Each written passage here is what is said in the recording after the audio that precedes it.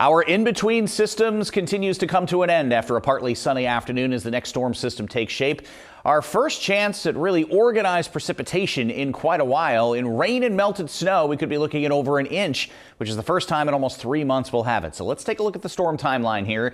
You notice temperatures this afternoon in the 50s at the coastline to 60s inland. It will be a gradual increase in clouds later this afternoon, tonight, and first thing tomorrow morning. As a matter of fact, we may even have a couple of sunny breaks first thing tomorrow morning. You will notice some shower activity starting to push into western areas as the day wears on, steadiest and heaviest of which still focused to our west until at least after 4 or 5 o'clock in the afternoon.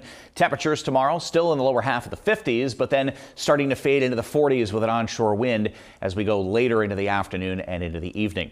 What you're going to notice as we go through the evening hours is the rainfall in western areas starts to switch over to some wet snow. I think it will be up in elevation first, especially in areas above 1,000 feet, and then in far western areas away from the ocean influence and that breeze that will keep things milder right at the shoreline. As that precipitation shield continues to move inland, it is rain closer to the coastline and snow in inland sections.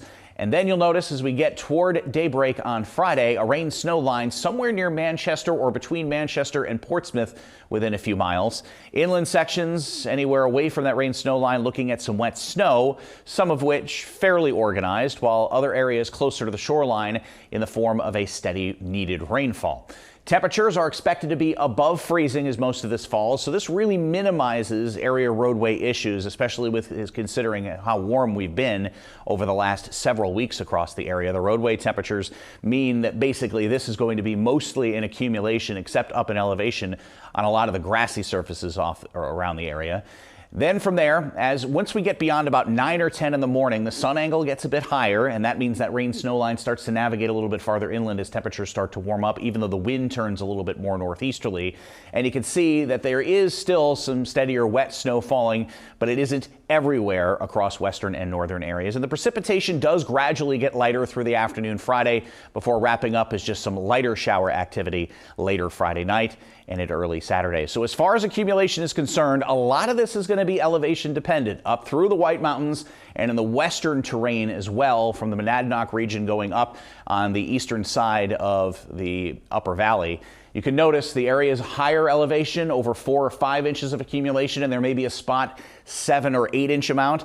And then that also includes portions of the White Mountains, all this depending on elevation.